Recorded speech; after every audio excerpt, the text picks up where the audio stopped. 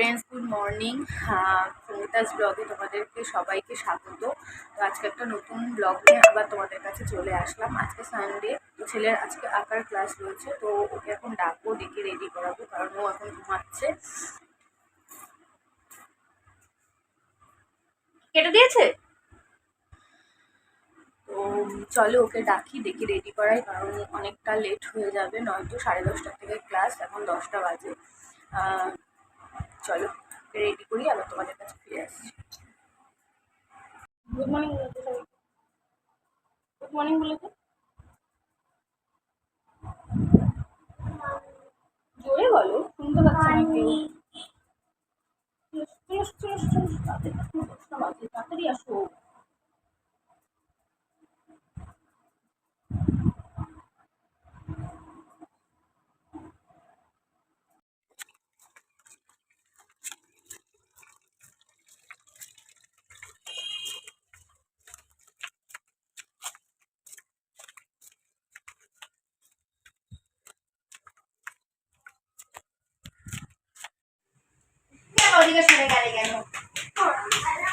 দাও, বার করে দাও। রুমাল আছে ভিতরে। আচ্ছা, ওটা ব্যাগ থেকে আগে বার করে দাও আন্টিকে, আমি তো চলে যাবো।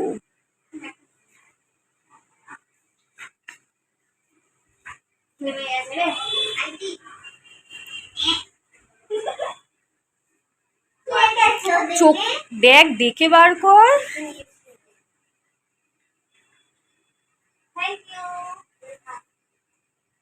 খুব সুন্দর আছে।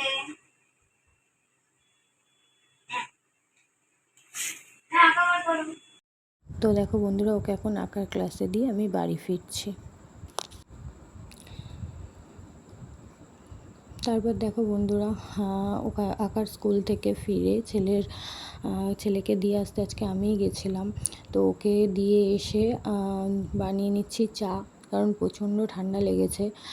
মানে গলা বসে রয়েছে, গলায়ও মানে খুবই ব্যথা, আর প্রচণ্ড ঠান্ডা লেগেছে। দেখো, আমাকে দেখলেই তোমরা বুঝতে পারবে। তো ভাবলাম সকাল সকাল একটু চা খাই, আর সেটা আদা দিয়ে খাই, তাহলে হয়তো গলা ব্যথাটা একটু কমবে।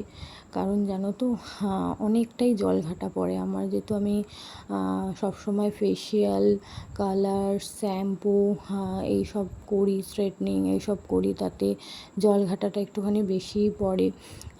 তো তার জন্য মানে খুবই মানে ঠান্ডা লেগে গেছে আমার।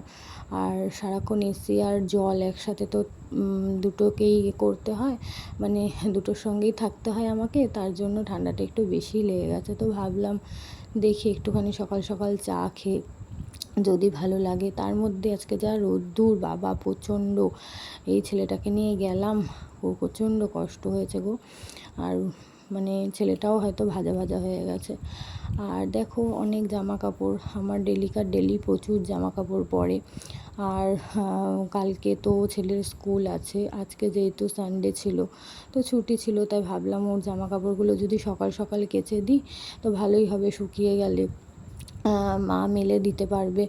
আর স্কুলের ব্যাগটাও প্রচণ্ড নোংরা হয়ে গেছিলো ওর, স্কুল ড্রেস, মোজা, যেহেতু বাচ্চা মানুষ বোঝোই, 3 দিন 2 দিন পর পর ধুলেই জিনিসটা ভালো, সেই জায়গায় আমার তো হয় না। আমার ওই বৃহস্পতিবার করে তো আমি করি, কারণ বৃহস্পতিবার করে আমার ছুটি থাকে। আর আজকে যেহেতু সকালে একটুখানি কম কাজ ছিল, তো ভাবলাম আগের থেকেই যে ওর স্কুলের জামা কাপড়গুলো তাড়াতাড়ি করে ধুয়ে দিই, নয়তো কালকে আবার পড়ে যাবে, বাচ্চা মানুষ অনেকটাই নোংরা করে ফেলে। তো দেখো, তার জন্য ওর জামা কাপড়গুলো আমি ভালো করে একটুখানি ধুয়ে নিচ্ছি। আর সকালবেলা সত্যি বলতে প্রচণ্ড তাড়া থাকে, প্রচণ্ড, এত কষ্ট হয় না মানে বলার মতন না, ঘর বাইরে দুটো সামলে প্রচণ্ডই কষ্ট হয়। যারা জানো, শ্বশুরবাড়ির সাথে অ্যাটাচ আছো, শ্বশুর শাশুড়ির সাথে, তারা ভালো করেই বুঝতে পারবে যে নিজের ঘর হলে সব কিছু হয়তো ফেলে চলে যাওয়া যায়, কিন্তু শ্বশুর শাশুড়ির সাথে যদি আমি থাকি তাহলে সেটা সম্ভব না, যেইটুখানি দরকার সেটুখানি তো করতেই হবে বলো। নয়তো উনি বা একা কী করে করবে। আমার ছেলেটাকে আমি রেখে যাই বাড়িতে, তারপর ওনারও কাজ থাকে, রান্না করে, তো এইগুলো তো একটু করে দিয়ে যেতেই হয়। তো আমি মাকে বললাম আমি ধুয়ে দিয়ে যাই, আর এগুলো একটু জল ঝরতে দিয়ে যাই, তুমি একটু এগুলোকে মেলে দিও। বললো ঠিক আছে, তুমি দিয়ে যাও, আমি এগুলো করে দেবো, মেলে দেবো। তো দেখো ভালো করে এগুলোকে ধুয়ে নিলাম।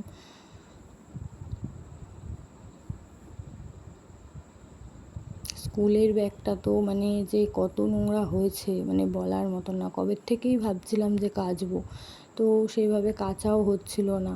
তো আজকে ফাইনালি হ্যাঁ স্কুল ব্যাগটা ধুয়েই দিলাম ওর। আর এই ড্রামটার ওপরে সব জলগুলো ঝরিয়ে দেবো। তারপর দেখো বন্ধুরা, তোমাদের সাথে অনেকক্ষণ আগে দেখা হয়েছিল, আর এখন বাজে রাত্রির 10টা।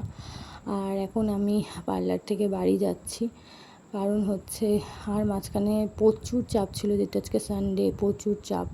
তো ওর জন্য আর তোমাদেরকে কোনো ভিডিও শেয়ার করা আমার হয়নি। তো দেখো আমি হাফ রাস্তা টোটো করে আসি, বাকিটা তোমাদের দাদাভাই আমাকে নিতে আসে, কারণ অনেকটা বেজে যায়। 10টার সময় ওখান থেকেই বেরিয়েছি। তারপরে দেখো একটু বিরিয়ানি খেতে ইচ্ছা করলো, চলে আসলাম পেটুক মহারাজ। তো ওখানে আসলাম, এসে কথা বললাম, দেখলাম বললো শেষ হয়ে গেছে বিরিয়ানি। তো চলে আসলাম অন্য এক জায়গায়। এসে ছেলে বললো একটু ফ্রাইড রাইস চিলি চিকেন খাবো। আমি বললাম চল ঠিক আছে, কিন্তু আমার খেতে ইচ্ছে করছিল বিরিয়ানি। তো ওর জন্য নিয়ে নিলাম ফ্রাইড রাইস, আর আমরা নিয়ে নিলাম বিরিয়ানি। জানো তো, ও যখন কিছু বলে না যে মা এটা খাবো ওটা খাবো, তো আমরা না দিয়ে পারি না। যেহেতু সারাদিনটা বাড়িতে একা একাই থাকে, সেইভাবে আমার সাথে ওর হয় না দেখা, বা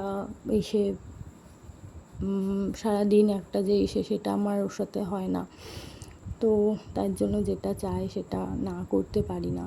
বললাম চল তাহলে খাবারটা কিনেই আনি, খাবার আজকে নয় বাইরের থেকেই খাবো। তো আজকে বলছিলাম যে অনেকই বাইরের খাওয়া হয়ে যাচ্ছে আমাদের, তো আর আমরা এখন বাইরের খাবারটা খাবো না, কারণ শরীরটাও ভালো যায় না বেশি বাইরের খাবার খেলে। কে কার কথা শুনে বলো, যেমন বাবা তেমন ছেলে, ওরা তো বাইরের খাবারই পছন্দ করে, আমাকে তো পাত্তাই দেয় না। খাক, আর কি করা যাবে বলো, খাবে আবার শরীর খারাপেও ভুগবে। তো যাই হোক, দেখো এখন বিরিয়ানিটা আমি নিচ্ছি। আজকে কথাও বলতে পারছি না ভালো করে তোমাদের সাথে, এতটাই আমার গলাটা ব্যথা। তো দেখো নিয়ে নিয়েছি। ওরা একটা কোল্ড ড্রিঙ্কস দিয়েছে, যেহেতু ওদের একটা কম্বো প্যাক ছিল, তো ওখান দিয়ে একটা কোল্ড ড্রিঙ্কস নিয়েছে। আমার ছেলে কী যেন বলেছে, আর আমি প্রচণ্ড হাসি পাচ্ছিলো আমার।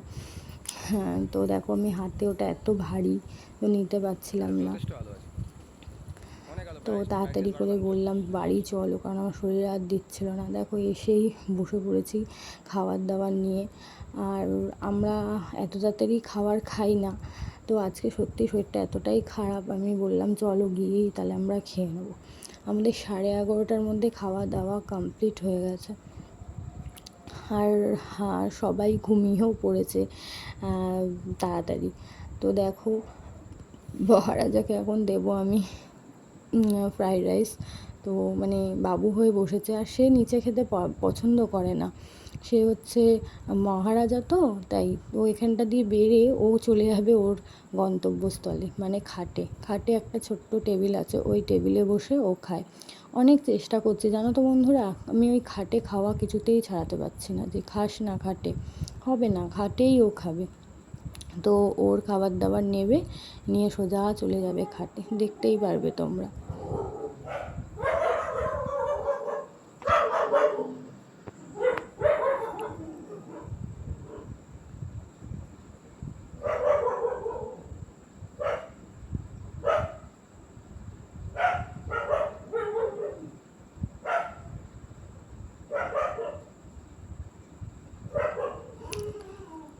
তো দেখো ওর তো খাবার নিয়েও চলে গেছে, আর আমাদেরটা আমরা বেড়ে নিচ্ছি। আমি আর তোমাদের দাদাভাই খাবো হচ্ছে বিরিয়ানি, আর আমার শাশুড়ি মা আর আমার ছেলে খাবে ফ্রাইড রাইস। তো অনেক রাত্রে ভয়েস ওভার দিচ্ছি, পাশে তো তখন চেঁচামেচি দেখলে হচ্ছে। যে খাচ্ছিলাম আমরা। তো খাওয়া টাওয়া কমপ্লিট, আর এখন শোবো, যেহেতু কালকে আবার সকালে কাজ আছে, তোমাদের দাদাভাইয়েরও সকালে কাজ আছে। তো এখন বাজে রাত্রির 12টা। তো চলো আজকের মতন ভিডিওটা এখানেই শেষ করলাম। আমার ভিডিও যদি তোমাদের ভালো লাগে, লাইক কমেন্ট শেয়ার আর সাবস্ক্রাইব করে আমার পাশে থেকো। তো চলো টাটা, গুড নাইট বন্ধুরা।